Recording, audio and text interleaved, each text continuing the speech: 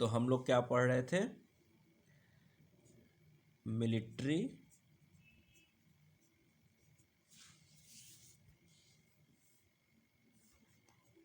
क्या पढ़ रहे थे, मिलिट्री कैंपेन ऑफ अकबर या मिलिट्री कॉन्क्वेस्ट ऑफ अकबर। और उसमें हमने क्या देखा था कि हमने अकबर की मिलिट्री कॉन्क्वेस्ट को 3 हिस्सों में डिवाइड किया था, नॉर्दर्न इंडिया, और इस नॉर्दर्न इंडिया में हमने क्या देखा था, उसने मालवा जीता, राजपूताना जीता, और बाकी बिहार, बंगाल, ये सब जीता।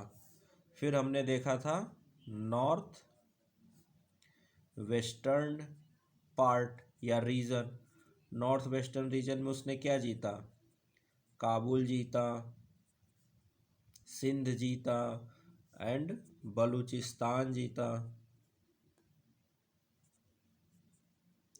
और फिर कांधार जीता। ये सब हम लोगों ने देख रखा है। और तीसरा उसका जो था वो था, क्या हम लोग देखेंगे, कॉन्क्वेस्ट ऑफ डेक्कन, ये था। तो ये दोनों पार्ट तो हम लोगों ने पहले की क्लासेस में पढ़ रखा है। और कॉन्क्वेस्ट ऑफ डेक्कन में हमने ये अभी तक जो देखा वो ये था कि जब अकबर सुल्तान बना तो उस वक्त क्या थे, 4 मुस्लिम स्टेट्स, 4 मुस्लिम स्टेट्स से डेक्कन में, कौन कौन से, अहमदनगर, उसके बाद बीजापुर, बीजापुर के बाद और कौन था बताइए, गोलकोंडा, उसके बाद कौन था, खानदेश। यही 4 मुस्लिम थे। और एक जो था वो था विजयनगर, जो हिंदू स्टेट था। यहाँ तक बातें हम लोगों ने पिछली क्लासेज में देख रखी है। तो अब हम लोग यहाँ से स्टार्ट करते हैं कि अकबर कैसे अपने मिलिट्री कैंपेन को आगे बढ़ाता है। तो क्या लिखेंगे, हेडिंग लिखेंगे, the conquest of Deccan, the conquest of Deccan. और इस कॉन्क्वेस्ट में हम लोग जो पहला देखेंगे वो देखेंगे किसके बारे में, अहमदनगर। किसके बारे में देखेंगे, अहमदनगर के बारे में देखेंगे, ठीक है। और अहमदनगर उस वक्त जो था बहुत बड़ा साम्राज्य के रूप में था, छोटा मोटा साम्राज्य इसको मत समझिए, ये काफ़ी पावरफुल था। तो अहमदनगर की पहले की कहानी कि अहमदनगर कैसे बना, तो वो कहानी हम लोगों ने पढ़ रखी है कि पहले बहमनी किंगडम बना और बहमनी किंगडम के टूटने से अहमदनगर बना। ये कहानी हमने पढ़ रखी है कि डेक्कन में पहले दिल्ली सल्तनत था, यानी कि डेक्कन की बात यहाँ क्या हो रही है, विंध्या रेंज के साउथ में।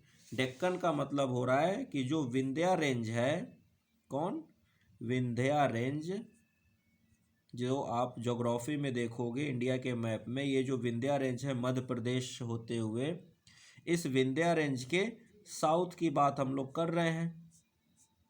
तो इस विंध्या रेंज के साउथ में हमने देखा था ये जो महाराष्ट्र वगैरह का एरिया है, महाराष्ट्र, तेलंगाना, कर्नाटका का कुछ हिस्सा, यहाँ पर क्या बना था, दिल्ली सल्तनत के वीक होने पर, दिल्ली सल्तनत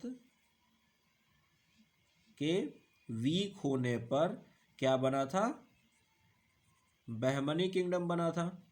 और इस बहमनी किंगडम का जब ब्रेक हुआ, क्या हुआ, ब्रेक डाउन हुआ, ब्रेक डाउन, तो उसमें से एक क्या बने, 5 स्टेट्स बने। कितने स्टेट्स बने, 5 स्टेट्स बने। 5 इंडिपेंडेंट स्टेट्स, उसमें से एक कौन था? अहमदनगर। आप पीछे की क्लासेज में नोट्स में आपको सब कुछ लिखवा दिया गया है, इसमें तो कोई डाउट नहीं है। और अहमदनगर फिर कैसे आगे बढ़ा, वहाँ कैसे निज़ाम आया, ये सारी बातें आपको लास्ट के पीछे क्लासेज में लिखवा दी गई हैं जब मैं आपको बहमनी किंगडम पढ़ा रहा था। और बहमनी किंगडम के बाद फिर जब मैंने आपको पढ़ाया क्या, independent states after decline of या आफ्टर ब्रेकअप ऑफ क्या, दिल्ली सल्तनत, वहाँ भी मैंने आपको अहमदनगर में आगे क्या घटनाएं घटी, किससे, अरे बहमनी किंगडम से टूटने के बाद अहमदनगर में कैसे निज़ाम आए, कैसे उसकी कहानी आगे बढ़ी, वो सारी बातें आपको पीछे क्लासेस में बताई जा चुकी हैं। ठीक है, यहाँ तक कोई डाउट नहीं होना चाहिए। हम यहाँ से जो कहानी स्टार्ट करेंगे वो स्टार्ट करेंगे कब से, जब अकबर इंटरफेयर करना शुरू करता है। अकबर जब स्टार्ट करता है इंटरफेयर करना अहमदनगर किंगडम में, या यूं कहे कि अकबर का जब ध्यान जाता है डेक्कन की तरफ, उस वक्त अहमदनगर की क्या पोजीशनिंग थी और कैसे अहमदनगर को फिर अकबर ने कंट्रोल किया, इन बातों को हम समझेंगे। ठीक है ना। सुल्तान बनने से पहले यानी कि 1560 या 1560 से भी के बाद की बात करें तो अकबर डेक्कन की तरफ मूव कर रहा है 1591। अकबर डेक्कन की तरफ मूव कब कर रहा है? 1591 में। तो हमें डेक्कन की कहानी कब से पता होनी चाहिए? 1591 से लेकर अकबर के कंट्रोल में वो ले पाता है कि नहीं ले पाता है। बात ये भी नहीं है कि अकबर ले ही ले कंट्रोल में, क्या पता ना भी ले पाए। तो हमें कहानी कब से जाननी है? 1591 से क्या हो रहा था डेक्कन में, उससे पहले की कहानी आपको पहले की क्लासेस में बताई जा चुकी है। तो उसके लिए आपको एक बार क्या करना, अपने नोट्स जाइए, देखिए, आपको सारी चीज़ें वहाँ पर क्लियर हो जाएंगी। तो अब हम लोग शुरू करते हैं अहमदनगर। तो लिखिएगा अहमदनगर के बारे में, लिखिए अहमदनगर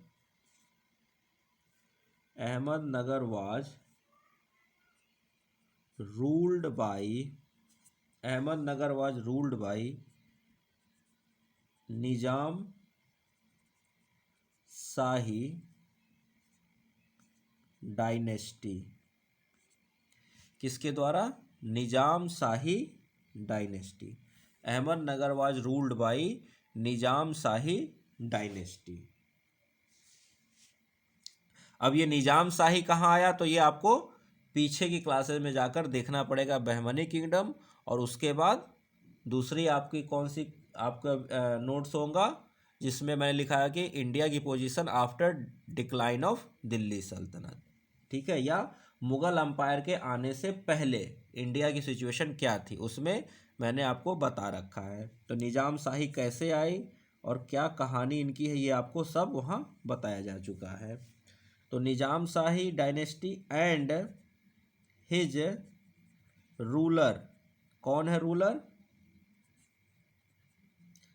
बुरहान उल मुल्क।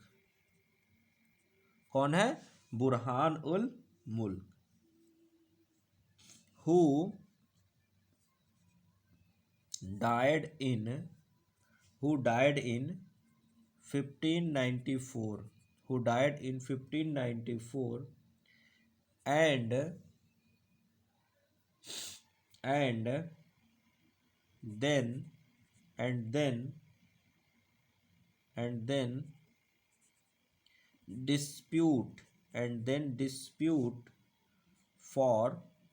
and dispute for succession। तो हम कब की बात कर रहे हैं? 1591 के बाद। अच्छा, एक चीज़ मैंने पहले आपको लिखवा रखा है कि अकबर ने 4 डिप्लोमेटिक मिशन भेजे थे। तो जो खानदेश में उसने जो अहमद नगर के एरिया में जो उसने भेजा था, वो भी मतलब सभी को भेज रखा था उसने। अहमदनगर को भी उसने डिप्लोमेटिक मैसेज भेजा था कि आप लोग हमारी सोवर्निटी को एक्सेप्ट कीजिए, और शायद राजा मान सिंह लेकर गए थे, ठीक है, लेकिन सबने मना कर दिया था, सभी डेक्कन के रूलर्स ने मना किया। अब डेक्कन का जो रूलर था, ये इसका क्या नाम था, निजाम शाही डायनेस्टी, जिसका नाम था बुरहान उल मुल्क, उसकी 1594 में डेथ होती है। और डेथ होते ही फिर क्या हुआ, वही डिस्प्यूट ऑफ सक्सेशन, यानी कि हर कोई, जो हर एक डायनेस्टी की सबसे बड़ी दिक्कत थी, वही दिक्कत यहाँ भी शुरू हो गई कि हर कोई अपने आप को थ्रोन का हकदार समझता था और वो क्या चाहता था, सुल्तान बनना चाहता था। तो इससे क्या होगा, इस तरह के डिस्प्यूट से जो राज्य होता है वो क्या होता है, वीक होता है। और हमने देखा इब्राहिम लोदी वगैरह जो भी थे वो सब क्यों हारे, इसी तरह की वजहों से कि दूसरे लोग उन सबों को नहीं चाहते थे, और उसका नतीजा क्या हुआ, बाबर वगैरह को इनवाइट किया गया वगैरह वगैरह। तो हो सकता है कुछ यहाँ भी हो इस तरह का।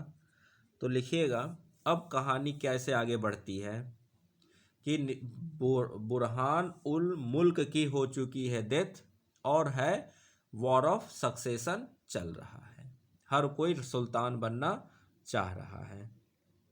तो आगे क्या होगा, लिखिएगा चांद बीबी, चांद बीबी, ये नाम याद रखिए। ये जितनी भी फीमेल आपको नाम लिखवाए जा रहे हैं मेडुअल पीरियड के, सब बहुत इंपॉर्टेंट है, चाहे एंशियंट हो चाहे मेडुअल। एंशियंट में मैंने आपको लिखवाया है अपाला, मुद्रा, इन सबों के बारे में, ठीक है। और मेडुअल इंडिया में आपको लिखवाया गया है किसके बारे में, तो रजिया सुल्तान, पद्मिनी यानी पद्मावत, और क्या नाम है, अरे रानी दुर्गावती, रानी रूपमती, और अब कौन आ गई, चांद बीबी। अच्छा, एक और लिखवाया था गुलबदन बेगम, जिसने हुमायूं की बहन, जिसने हुमायूं नामा को कंप्लीट किया, ठीक है। तो ये सब कुछ जो फीमेल के नाम हैं ये ज़रूर याद रखिए, और ये सिर्फ हिस्ट्री में नहीं, ये कई जगह आपको काम आएंगे, ये बहुत जगह आपको एज ए एग्ज़ाम्पल भी आपको काम आ सकता है, ठीक है। तो लिखिएगा Chand Bibi daughter of former sultan, daughter of former sultan and widow of the sultan of Bijapur. अब समझिए यहाँ पर जो चांद बीबी है ये किसकी बेटी है,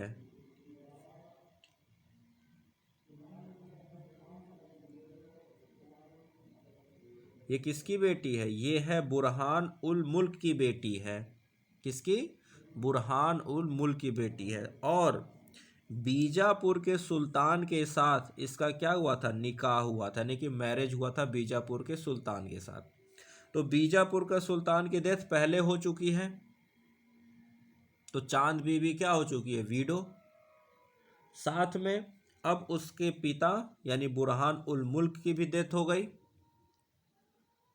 तो अब इन दोनों जगहों का पॉलिटिकल कंट्रोल किसके हाथ में आ जाएगा, चांद बीबी के हाथ में आ जाएगा। अब ये भी अकबर के लिए मतलब समझिए कि एक तरह से एक एक क्या कहते हैं वो, एक काम मतलब एक राज्य जीतने गए और दो राज्य, और एक राज्य गिफ्ट में मिल जाएगा, एक राज्य जीतने जाओगे और एक राज्य गिफ्ट में, क्योंकि यहाँ के सुल्तान की वीडो है तो भी इसका पॉलिटिकल कंट्रोल इसके हाथ में, और अहमदनगर के सुल्तान की बेटी है तो यहाँ का भी पॉलिटिकल कंट्रोल इसके हाथ में। तो एक काम करने जाएगा और दो काम उसके साथ 2 राज्य वो जीत लेगा। कैसे? तो लिखिएगा and widow of sultan of Bijapur, comma करके लिखिएगा, acquire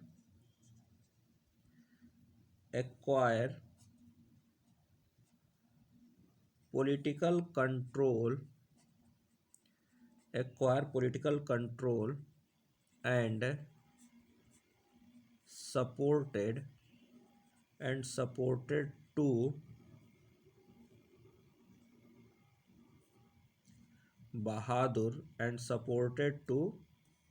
Bahadur who was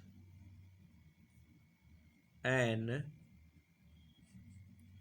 infant as the lawful heir of the throne। तो क्या हुआ? चांद बीबी ने सारा कंट्रोल अपने हाथ में ले लिया, और चांद बीबी का जो बच्चा था जिसका नाम था बहादुर, जो अभी एक नवजात शिशु की तरह था, क्या था? नवजात शिशु की तरह, उसको क्या किया उन्होंने? एक तरह से सुल्तान की तरह कर दिया और खुद सारा कंट्रोल अपने हाथ में ले लिया। क्या ले लिया? पॉलिटिकल कंट्रोल सारा अपने हाथ में ले लिया। किसने? चांद बीबी ने। लेकिन फिर वही दिक्कत कि एक फीमेल, एक औरत पॉलिटिकल कंट्रोल ले रही है, कब के टाइम में? मिडुअल पीरियड के टाइम में, 1500 आज से 500 साल पहले। तो क्या ये बातें, ये चीज़ें उस वक्त के नोबेल्स को या जो लोग और हैं जो अपने आप को उस गद्दी यानी कि उस थ्रोन का सक्सेसर समझ रहे हैं, उनको ये चीज़ें तो क्या होंगी? एक्सेप्ट नहीं करेंगे वो लोग।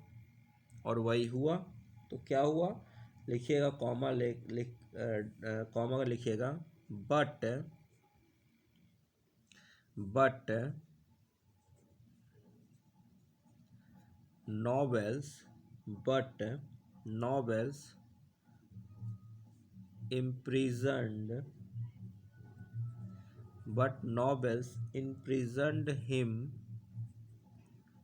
novels imprisoned him and raised another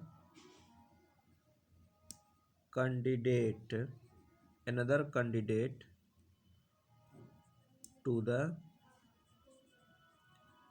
throne।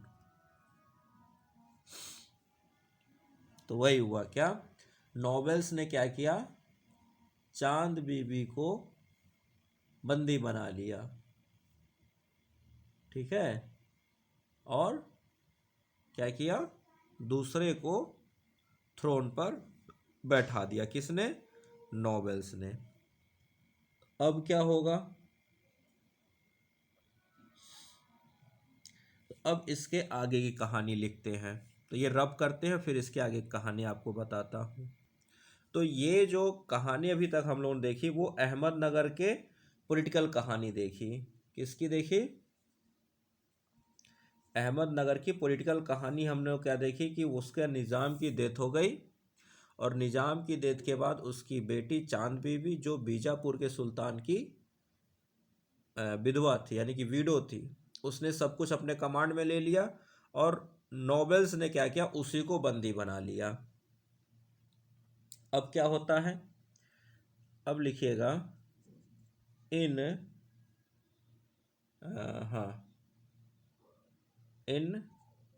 1593 CE। देखिए ये जो डेट्स आपको लिखवाए जाए ना 1593 वगैरह, इसमें थोड़ा बहुत कहीं कहीं आपको दूसरा भी डेट कहीं पर 94 लिखा मिलेगा, कहीं 92 लिखा मिलेगा, उससे परेशान नहीं होना है। बस आपको ये समझना है कि डेक्कन वाले अगर कभी मैच द फॉलोइंग या सीक्वेंस भी आएगा तो आपको ये याद रखना है कि पहले नॉर्थ इंडिया का हिस्सा, उसके बाद नॉर्थ वेस्टर्न का हिस्सा, उसके बाद डेक्कन का हिस्सा, उससे आप सीक्वेंस लगा लोगे। हाँ, जो आपको बहुत सटीक वाले दिखे गए हैं कि कुछ महीनों के अंतर में या एक ही साल के अंतर में अगर कोई है तो आपको सटीक लिखवाया गया है। डेक्कन वगैरह वाले के डेट आपको कई जगह थोड़े से डिस्टर्ब मिलेंगे, तो उससे परेशान नहीं होना है आपको। क्या यार, अगर सीक्वेंस आएगा तो देखिए यूपीएससी 1 महीने 2 महीने के अंतराल का सीक्वेंस नहीं पूछेगा, बहुत होगा तो स्टेट पीसीएस वगैरह पूछेगा, ठीक है, लेकिन उसमें भी इतना ज़्यादा नज़दीकी नहीं पूछेंगे। हाँ, अगर आपको फिर भी याद रखना तो कैसे याद रखेंगे कि अकबर ने पहले नॉर्थ इंडिया जीता, वही मैंने पहले आपको लिखवाया है। उसके बाद उसने नॉर्थ वेस्टर्न रीजन यानी कि काबुल, सिंध, बलूचिस्तान और कंधार जीता। उसके बाद वो डेक्कन की तरफ आया है। इतना भी अगर आप याद रखोगे तो वहाँ पर आप चीज़ों को सही कर ले जाओगे, ठीक है। तो नेक्स्ट लिखेगा, in 1593 CE Akbar sent 2 armies,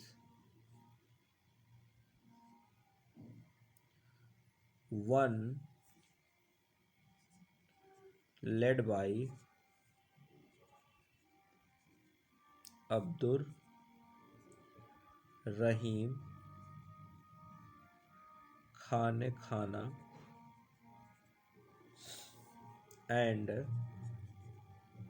other led by Prince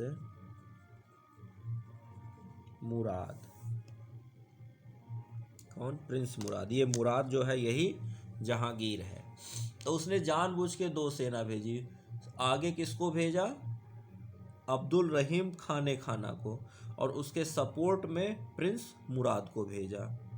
क्यों? क्योंकि अकबर के दिमाग में बात थी कि जो अहमदनगर है वो कमज़ोर नहीं है, अहमदनगर एक बड़ा साम्राज्य है, और साथ में क्या है, बीजापुर भी कहीं ना कहीं पॉलिटिकली अहमदनगर यानी कि चांद बीबी के ही कंट्रोल में है। और चांद बीबी तो अभी गिरफ्तार है, इम्प्रिजन्ड है, लेकिन जिसने उसको प्रेजेंट कराया उसके हाथ में अल्टीमेटली बीजापुर भी आ गया। और अहमदनगर ने तो बेरार को भी जीत रखा था। अहमदनगर ने क्या किया था? बेरार को भी जीत रखा था, तो बेरार भी उसके पास था। और बीजापुर ने बिदर को जीता था। जैसे कि अगर थोड़ा सा आप दिमाग मतलब थोड़ा सा पीछे जाओ तो अहमदनगर के स्ट्रेंथ की पता आपको यहीं से चल जाएगा कि ये है Bahmani kingdom. Bahmani kingdom split हुआ 5 हिस्सों में। कौन कौन?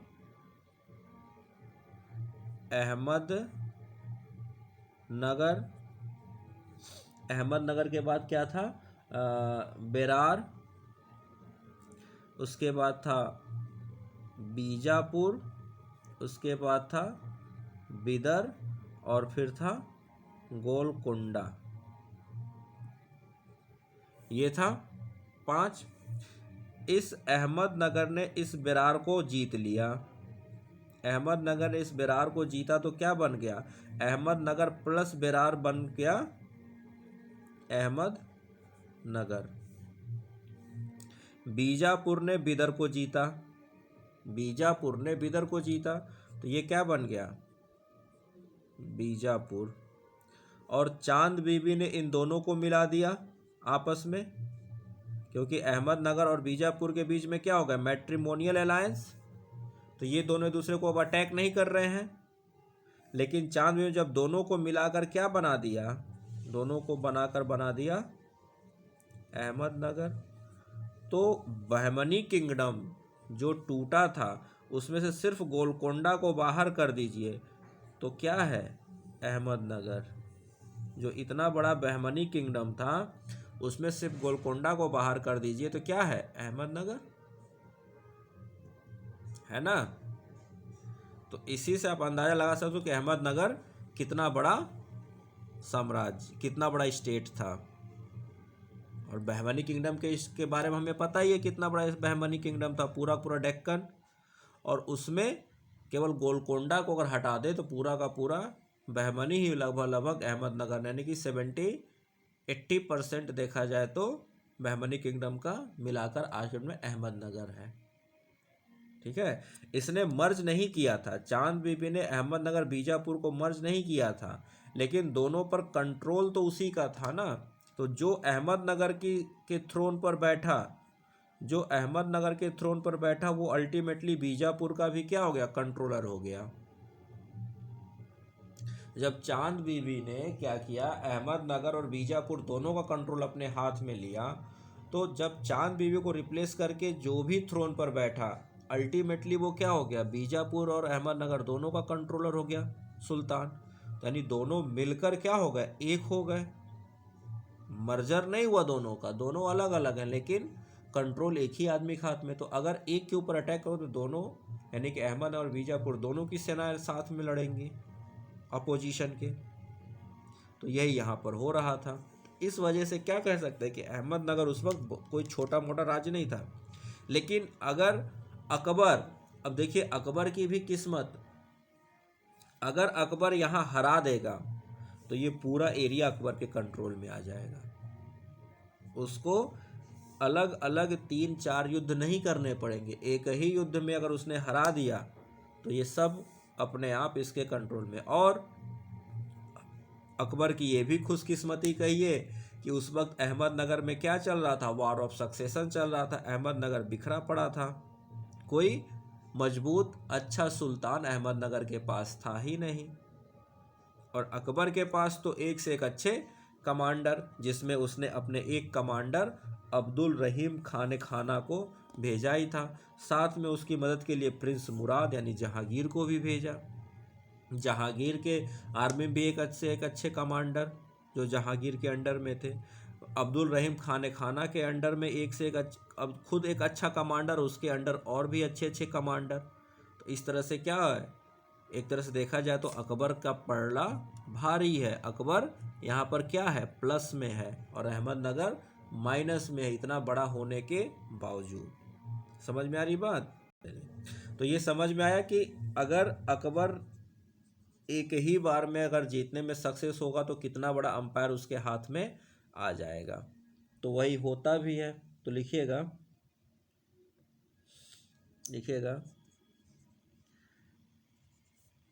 अब कैसे युद्ध हुआ क्या हुआ वो मत समझ, उसके लिए हमें कोई मतलब जानने की जरूरत नहीं है। बस इतना जानिए कि अहमदनगर वाज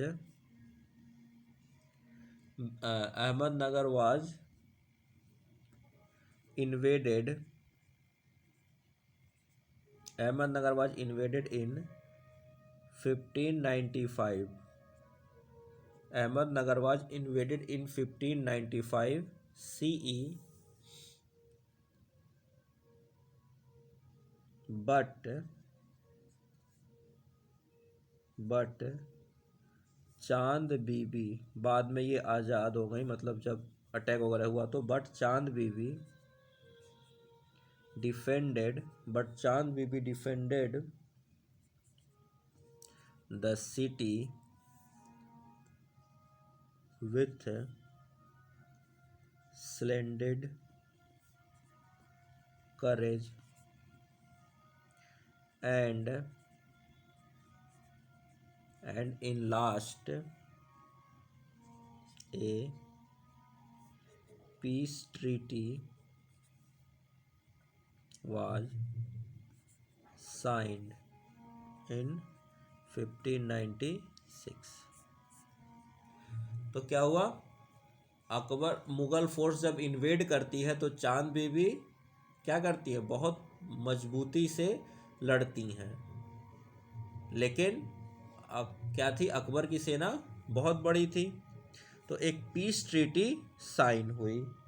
क्या हुई, एक पीस ट्रीटी साइन हुई। और पीस ट्रीटी के हिसाब से क्या हुआ, तो लिखिएगा, according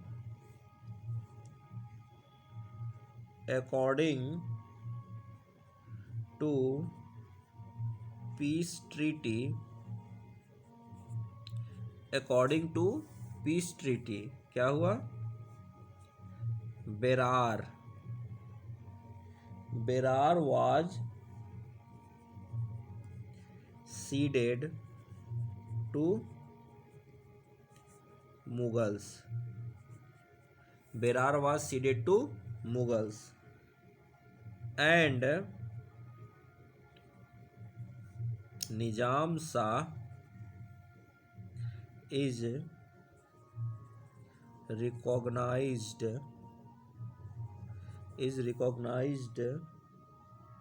the Mughal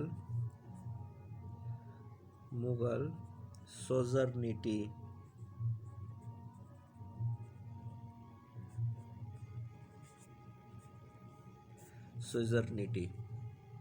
तो क्या हुआ? पीस ट्रीटी साइन हो गई। बेरार को क्या करना पड़ा? हैंड ओवर करना पड़ा मुगल्स को कंप्लीटली, यानी मुगल्स को दे दिया गया, और बाकी जो है वो इन्हीं के पास रहा, निजाम शाही डायनेस्टी के पास ही रहा। लेकिन क्या करना पड़ा आपको? हमारा यानी कि अकबर का मुगल सल्तनत का की सोवर्निटी को एक्सेप्ट करना पड़ा, यानी कि आप हमारे अंडर में रहिए। ठीक है। सॉरी, मुराद जहांगीर नहीं था। सॉरी, मुराद जो था ना वो जहांगीर नहीं था। सॉरी, मैंने थोड़ा सा गलत बता दिया शायद। सॉरी, सलीम था। सॉरी, मुराद जहांगीर नहीं था। सॉरी, मुराद भी एक प्रिंस था, लेकिन ये जहांगीर नहीं था। थोड़ा सा आप लोग इसको करेक्ट कर लीजिएगा। मुराद वाज नॉट द जहांगीर। मुराद एक प्रिंस था, अकबर का ही बेटा था, लेकिन वो जहांगीर नहीं था। जहांगीर तो सलीम था। सलीम जो आगे चल के जहांगीर बना। ठीक, थोड़ा सा इसको आप लोग करेक्ट कर लीजिए आप कि ये मुराद जहांगीर नहीं था। ठीक है। चलिए, तो एक थोड़ी सी हाँ, मुराद था एक, ये भी एक प्रिंस था, लेकिन ये इसकी डेथ पहले ही हो जाती है। ठीक है। कई थे जिसमें सलीम ही आगे चल के गद्दी पर बैठा। मुराद था, दनियाल था, ऐसे करके 3-4 प्रिंस थे। ठीक है। तो मुराद लेकिन बड़ा था, सबसे बड़ा। अगर मुराद पहले नहीं डेथ हुआ होता तो वही क्या बनता? सुल्तान बनता। लेकिन उसकी डेथ हो गई 1598 में, और कौन आया? सलीम बना बाद में। तो अभी थोड़ा सा दिमाग से थोड़ा सा मिस्टेक हो गया था, उसको सही कर लीजिए कि मुराद वाज नॉट द जहांगीर। ठीक है। मुराद एक अलग था, जहांगीर था उसका निकनेम सलीम। ठीक। नेक्स्ट पॉइंट लिखिएगा। लिखिए, तो यहाँ पर क्या हुआ? सोवर्निटी एक्सेप्ट कर ली गई, बेरार मुगल्स के डायरेक्ट कंट्रोल में आ गया। लेकिन अब यहीं पर कहानी खत्म नहीं हुई। यहीं पर कहानी खत्म नहीं हुई। क्या हुआ? लिखिएगा। लिखिए, as soon Mughals returned, as soon Mughals returned returned as soon Mughals returned, treaty was violated by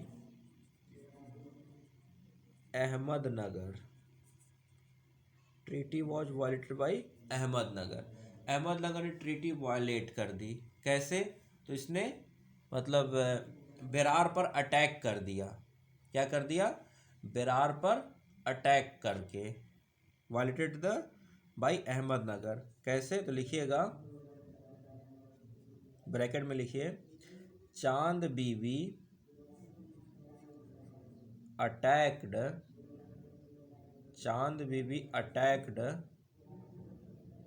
on Berar to take it back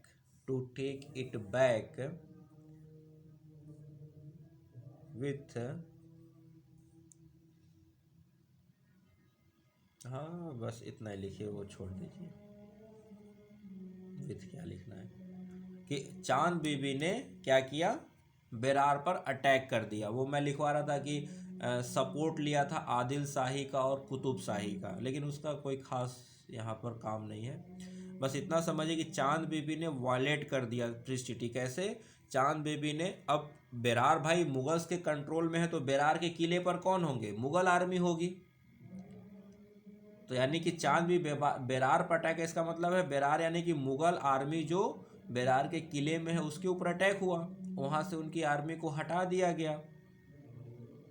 कौन? चांद बीबी जीत गई भाई। अब वॉर के समय जितनी आर्मी थी उतनी आर्मी तो वहां थी नहीं, थोड़ी बहुत आर्मी थी, क्योंकि उन्होंने सोचा कि पीस ट्रीटी साइन ही हो गई है, तो कुछ कंट्रोल करने भर की अपनी आर्मी रखी, बाकी हट चले गए वापस। तो इसने अटैक करके क्या किया, बेरार को फिर से अपने कंट्रोल में ले लिया। अब क्या हुआ, तो ये बात अकबर को पता चली। क्या हुई? अकबर को पता चली, क्योंकि बहुत ज़्यादा लॉस भी हुआ था इसमें। क्या हुआ? बहुत ज़्यादा लॉस भी हुआ था। तो अब क्या करे? तो अकबर, अच्छा थोड़ा सा जो प्रिंस मुराद था और ये अब्दुल रहीम खान यानी अब्दुल रहीम और मुराद के बीच में भी थोड़ा सा मतभेद था। दोनों के एक दूसरे से बात बन नहीं रही थी। दोनों की पॉलिसी जो थी, या दोनों के जो तरीके थे वॉर करने के और बाकी, वो दोनों के मैच नहीं कर रहे थे। इससे भी थोड़ी सी लॉसेज हुई मुगल आर्मी को। भाई जब दो कमांडर हैं और दोनों कमांडर का आपस में मैच नहीं कर रहा है बातें, और दोनों की पॉलिसी युद्ध लड़ने की अलग अलग है, तो जाहिर सी बात है वो क्या होगा, एक तरह से देखा जाए तो आर्मी को, उसको वीकनेस का सामना करना पड़ा, और वही हुआ। और यहाँ पर चांद बीबी से ये मुगल आर्मी हार गई, और चांद बीबी ने क्या किया, बेरार को कंट्रोल कर लिया। अब ये बात जैसे ही अकबर को के पास पहुँची, तो क्या हुआ, लिखिएगा, लिखिए, एज सून, नहीं ऐसे लिखिए, लिखिएगा, लिखिएगा, इसको, हाँ लिखिएगा, due to all these, due to all these का मतलब एक तो हार, और साथ में मुराद और अब्दुल रहीम खान खाना का आपस में न बनना, दोनों के बीच में डिफरेंसेज, ठीक है। तो इन सब की वजह से, due to all these, Akbar recalled Abdul Rahim and Murad, दोनों को बुला लिया, कहा कि तुम दोनों वापस आओ। क्या कहा? तुम दोनों वापस आओ। एंड मुराद, एंड appointed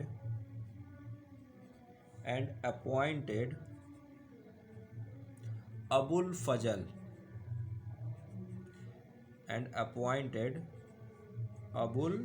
फजल, ये भी देखिए उसके 9 रत्न में से एक थे Abul Fazal, and appointed Abul Fazal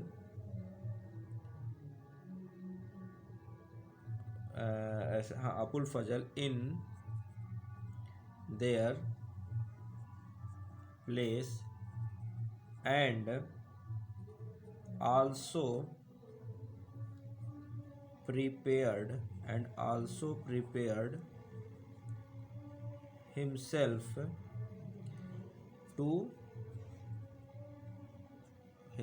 to march to the Deccan in 1599।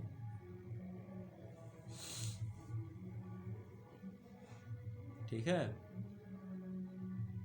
तो अब कौन हुआ कि इन दोनों को वापस बुला लिया गया, और किसको, अबुल फजल को अपॉइंट कर दिया गया डेक्कन के चार्ज के रूप में कि तुम डेक्कन को जीतो या जो भी करना वो करो।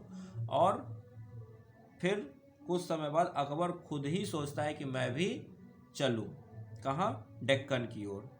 अब अकबर सोचिए, जब 1556 में राजा मतलब 13 साल का है, ठीक है, 1542 में उसका जन्म हुआ है ना, 1542, और ये 1599 चल रहा है, यानी कि अकबर कितना साल का, लगभग 60 साल के आसपास का है।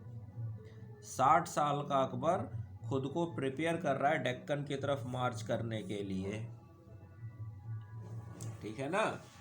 हाँ, तो ये अकबर की क्या थी, मजबूती थी। इस 60 साल का शहंशाह भी अपने आप को वॉर करने के लिए तैयार कर रहा है। अब क्या होता है, तो ये रब कर रहा हूँ तो फिर लिखते हैं।